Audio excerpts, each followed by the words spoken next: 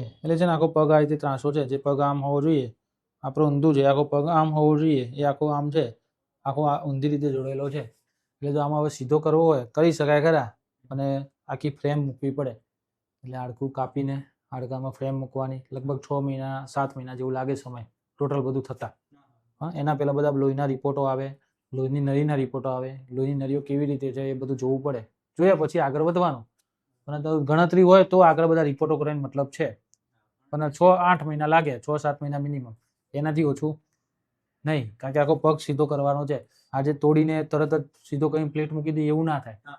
આમાં સિસ્ટમેટિક ધીમે ધીમે કરવું પડે. ફ્રેમ મૂકીએ, ફ્રેમ પછી એને ફ્રેમને ખોલવાનું, રોજ એક કાંટો ફેરવવાનું, ચાકી આવે ને એ બધું કરવું પડે. હા, થાય ખરા પણ વાર લાગે. એટલે આગળ ગણતરી હોય એ પ્રમાણે આગળ વધવાનું, સમય કાઢીને કરાવવાનું. નાનું ઓપરેશન નથી, મોટામાં મોટું ઓપરેશન છે.